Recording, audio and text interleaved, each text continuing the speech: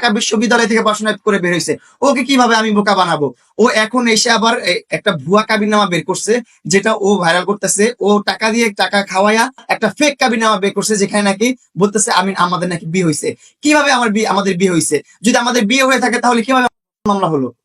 আমাদের তো কখনো বিয়ে হয় নাই, ওর সাথে কোনো কমিটমেন্টও ছিল না আমার, মেন্টালি ফিজিক্যালি সব ধরনের সাপোর্ট ওরা আমি দিছি যে ঠিক আছে যাক, তারপরে তুই হ্যাপি থাক, আমাকে এটা কিনে দেয় সেটা কিনে দেয়। ওর সাথে সম্পর্কের প্রথম 6 মাসের মাথায় আমার বার্থডেতে আমাকে 12 লাখ টাকায় খরচ করে আমাকে একটা গাড়ি কিনে দিচ্ছে। তখনই তো আমি বলছি না, ছেলে মেয়েটা আমার আমার প্রতি কতটা উইক, কতটা ডাই হার্ট ফ্যান আমার। ও যে আমি ভালোবাসে সেই থ্রুতে না, একটা ফ্যান হিসাবে কতটা উইক আমার প্রতি। ওর সাথে কখনো ওকে আমার বিয়ে করতে হবে বা ওর সাথে আমার রিলেশন, এরকম কোনো কমিটমেন্ট ওর সাথে সারা জীবনে কখনো ছিল না আমার, কখনো কোনো কমিটমেন্ট ছিল না। ও আমার একটা ডাইহার্ট ফ্যান, এই হিসাবে প্রথম পরিচয় ওর সাথে আমার। ও আমার ডাইহার্ট ফ্যান, যে আমার জন্য এত কিছু করতেছে, এটা করে সেটা করে। ও দুইটা সংসার করছে আমার কাছ থেকে হাইট করে। ওর দুইটা সংসারে দুইটা বাবু আছে, এটাও আমার কাছে হাইট রাখছে, আমার কাছে লুকায় রাখছে। একটা ফ্যান কি চায় একটা স্টারের কাছ থেকে বা একটা সেলিব্রিটির কাছ থেকে?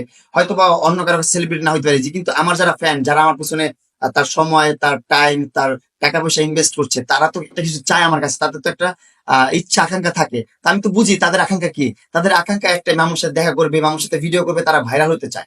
তো মেয়েটা আমার পিছনে ইনভেস্ট করতেছে, আমার পিছনে টাকা খরচ করতেছে, যাক মেয়েটাকে আমি একটু সাপোর্ট করি, মেয়েটাকে একটু দেখা করি। আমি নিজে দেখা করছি 3 মাস পর, খুঁজে বের করে। আমার আম্মু বলতেছে যে তো আমার যখন লাইভে সবাই গিফট করে, সবাইকে একটা আমি প্রমোট করতাম যে এই ভাই ভাই সেই ভাই সম্মানিত ভাই আমাকে এরকম গিফট করতেছে, সবাই সাপোর্ট করবেন, দোয়া করবেন ওনার জন্য, ওনার আইডি যা ফলো দিয়ে আসবেন, এরকম সাপোর্ট করাইতাম। আমরা ছোট ছোট ইউজার যারা ছিল তাদেরকে বলতাম যে গিফটার ভাইরা আসছে, তাদেরকে সম্মান করতাম, এরকম ভাবে রেসপেক্ট দিতাম যে না গিফটার ভাইরা আসছে আমার লাইভে। তো ও যেমন আমার রিয়েল লাইফের গিফটার ছিল, যে গিফট করছে, তাকে একটু সম্মান করা উচিত, তার সাথে ভিডিও করে দেওয়া উচিত। সে একটু ভাইরাল হতে চায়, তাকে একটু ভাইরাল করতে দেই আমি। এইভাবে চিন্তা ভাবনা করে তার সাথে প্রথম আমি দেখা করি। তাও দেখা অনেক কষ্টে দেখা হয়েছে। দেখা হওয়ার পর ওর সাথে ভালো একটা সম্পর্ক, ভালো একটা ফ্রেন্ডশিপ করলাম। ফ্রেন্ডশিপ করার পর আস্তে আস্তে আমার সাথে কন্টেন্ট করা শুরু করলো, আমার সাথে ভিডিও আপলোড করা শুরু করলো। ও ভিডিও আপলোড করতেছে, আমি কিন্তু ওর ফেস দেখায় কখনো ভিডিও আপলোড করি নাই। আমি বলছি আমি আপলোড করবো না, তোমার যদি ইচ্ছা হয় তুমি ভিডিও আপলোড করো, সমস্যা নেই, তোমার যদি ভাইরাল হওয়ার ইচ্ছা থাকে। তো ও ভিডিও আপলোড করা শুরু করছে। ও বলছে আমি দেখায় দিব, অনেক অনেক কথা বলছি, এটা করছি সেটা করছি, কিন্তু আমি তোমার সাথে থেকে অনেক ভালো কিছু করবে। আমি বলছি ঠিক আছে করো, সমস্যা নেই, কন্টেন্ট করো। ও কন্টেন্ট করছে। ওর সাথে যে ও আমাকে একটা প্রশ্নবিদ্ধ করছে যে ও এতদিন আমার সাথে কেন থাকছে, কি সম্পর্কে থাকছে। ভাই আমি তোর সাথে থাকতে চাই নাই।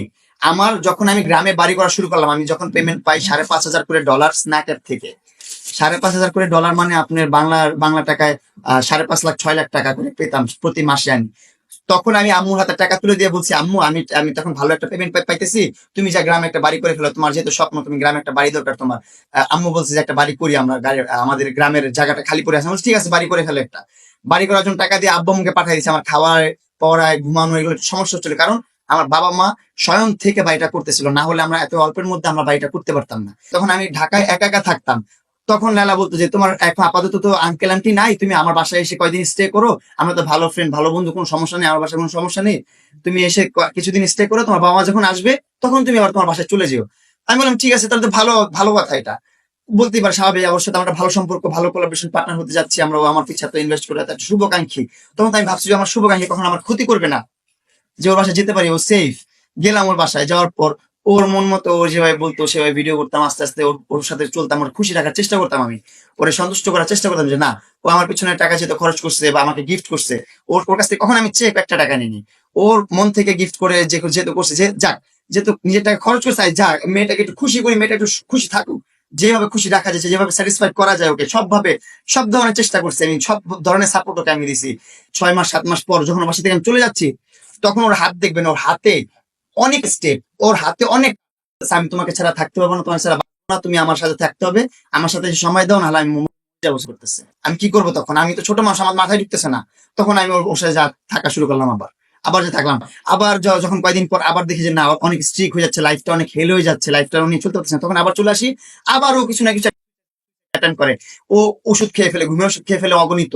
ওর ওর ওর ডক টেস্ট করেন, দেখেন ওর শরীরের মধ্যে ঘুমের ওষুধ আর ঘুমের ওষুধ, ও ওষুধ আর ওষুধ, অনেক পরিমাণ ওষুধ খায়।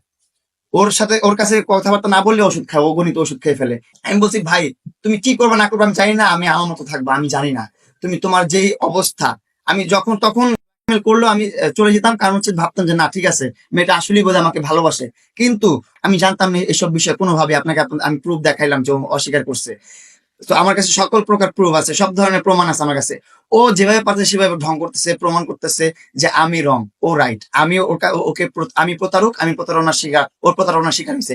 কিভাবে আমি প্রতারক? আমি কিভাবে প্রতারণা করছি ওকে? আমি কিভাবে একটা মানুষকে প্রতারণা করি? ও আমার থেকে হাজার গুণ এডুকেটেড, আমার থেকে হাজার গুণ শিক্ষিত, আমার থেকে হাজার হাজার প্রফেশনে ও ঘুরছে। আমি তো ভাই কয়টার কান্ট্রি ঘুরছে, ও কত কান্ট্রি ঘুরছে তার কোনো হিসাব নেই, ওর মেধার তো কোনো তুলনাই নাই।